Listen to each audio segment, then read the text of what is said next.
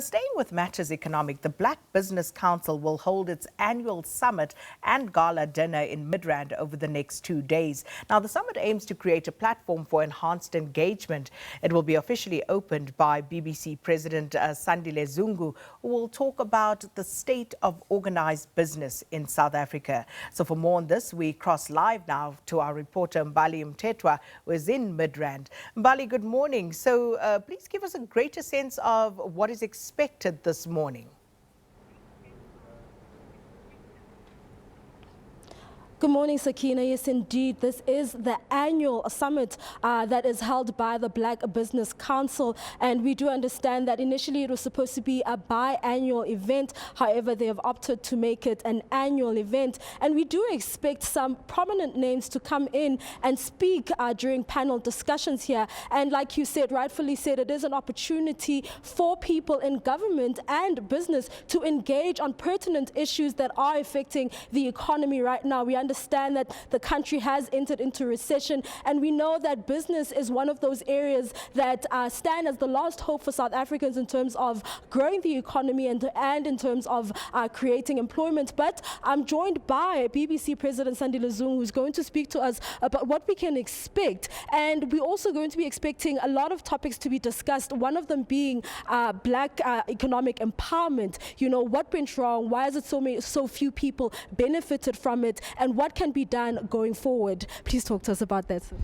Thank you for having me here. The Black Industrialist Program is one of the mainstay programs of the government.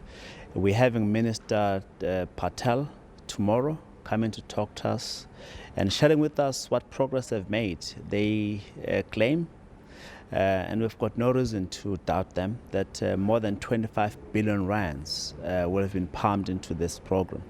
It's a major stride for government, certainly for black business, because we're now entering into the terrain where we're creating employment, where we're helping to bridge inequality, where we're helping to grow the economy. That's precisely where black businesses have got to be. They've got to be relied upon as a partner for government in terms of all these triple challenges. But we're also having Minister of Health who will share with us what role black business can play in the NHI, for example, and obviously update us on the contemporary issues of coronavirus tomorrow. We're having Minister for Local Government, COGTA, Dr. Nkosana Dlamini-Zuma, who will share with us why local government is that level of government where seemingly failures are happening, and what role black business can play to help local government to really function properly. And in terms of legislation, do you feel that we have sufficient legislation that are actually encouraging, new entrants into the market, in particular black players into the market? And we know that we've got this issue of high unemployment, and we understand that small businesses are actually an opportunity to create that much needed employment. Talk to us about that. What we've always argued is that the triple PFA is a terrible piece of legislation that denies black people of an opportunity to do business with their government. It will be annulled now. It will be gotten rid of, thrown into the dustbin of history. What is in place is going to be the public procurement legislation that is now subject of public discussions. We are very supportive of that, and we are very thankful to government for acceding to our call that triple PFA must be gotten rid of. Another regulation that prevents government from paying SMMEs within 30 days is something that's got to be looked at very, very closely, because there's no point in saying SMMEs are to be relied upon in the economy when you don't pay them on time. By the time you're paying them, the SMME player is already sequestrated and his business or her business liquidated. We've got to look at those regulations. Another area of legislation is around the high speed, high demand spectrum, which has been in the starting blocks for a very long time. We've called on government to please speed up this, free the spectrum. Young people want to get in, but there's no data.